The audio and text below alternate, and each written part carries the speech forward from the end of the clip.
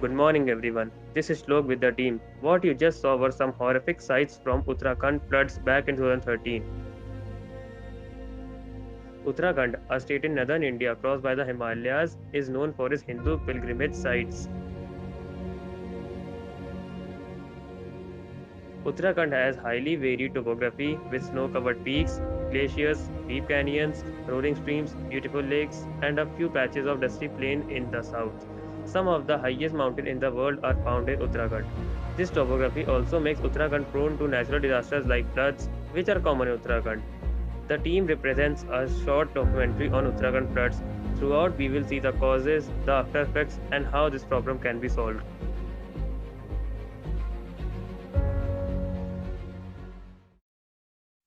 Uttarakhand, which is the most important hill states of India, faced an unprecedented disaster during June 16, 2013. The impact of this destruction is still being felt by the inhabitants of this area. This disaster started with a cloudburst and flash floods aggravated by heavy rainfall in the upper regions of the Himalayas on 16 and 17 June 2013.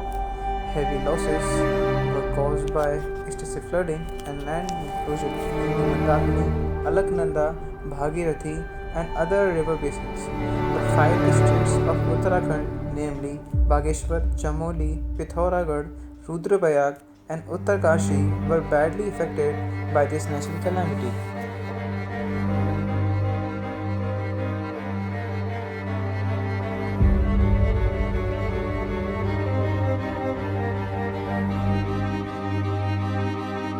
The famous environmentalist and disaster expert Sri Chandi Prasad Bhatt had cautioned Mrs. Indira Gandhi, the then Prime Minister of India, about the future disaster which would occur in this region due to the environmental degradation and careless attitude of people. Disaster happens when we do something stupid.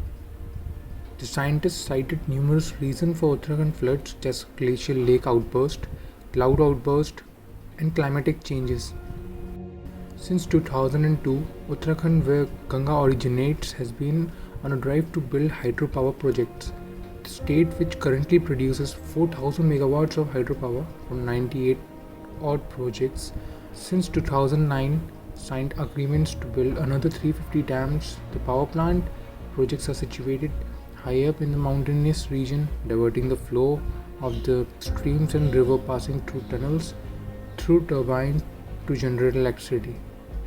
Environmentalists believe that more than thousands and lakhs of trees are cut down just to make a single hydropower project, changes thus causing global warming and leading to thinning and melting of glaciers at high altitudes. Why are dams a bad idea in these regions and how do they contribute to the disaster?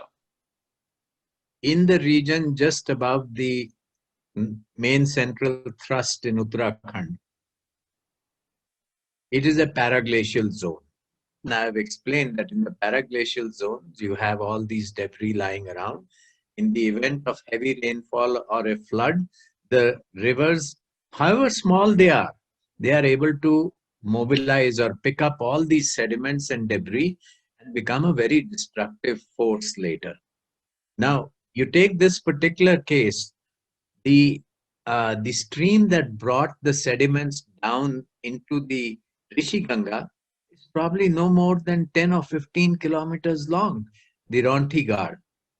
Yeah, these are small streams, but the sediments are so much, so massive, and so much material is there, and that's what adds to the potential energy of the. Why is it said that dams should not be constructed in these? Because, as I said, in these paraglacial zones, every barrier to the flood is going to be destroyed. And each time that destruction takes place, you can imagine it, there's a burst of energy. And that burst of energy is able to push the solid mass lying on the bed of the river further ahead. And therefore, the solid mass in the river continues to build up. And since these are areas with high slopes, high bed slopes, the movement acquires a lot of energy until the bed slope reduces. We saw exactly the same thing in Vishnu Prayag Dam. That's why that project was demolished. Apart from the natural events, humans are also to blame for the disasters happened in recent times. The biggest question arises that what is it that we should have done, or what is it had we have to do? In response to the petition by the environmentalists, the Supreme Court ruled against broad widening of the roads in Uttarakhand to minimize the climate change. But now, due to the recent disasters, the government has been mindful and has been allocating larger funds to other green energy projects. Fortunately, Uttarakhand also has the option of harnessing wind energy. To solve their electricity problems, high-speed winds due to low-pressure belts is ideal for windmills. The 2.4 megawatt windmill project at Tehri Grewal was the first windmill project in Uttarakhand in 2013.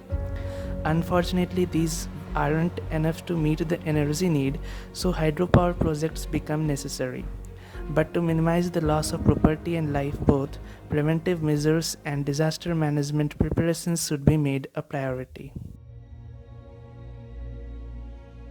Experts are stressing on a holistic approach to deal with climate crisis and treat mitigation, adaptation, and loss and damage as a continuum of a response to climate crisis. If we don't mitigate in time adequately, which means we will see more disaster and we will have to put more efforts and resources in adapting to those climate impacts. And if we do not put resources in anticipating the disaster and gauging their impact and prepare for that, we will see more loss and damage, said climate change expert Harjeet Singh, who is also ActionAid's global lead on climate change. Uttarakhand flood is a clear example of how the world failed to mitigate in time and how the Indian government has not yet taken adaptation seriously and did not do risk management in time. This is why we are incurring loss and damage. Show me one honest EIA. You show me any EIA, I will show you what is the problem, the fundamental problem.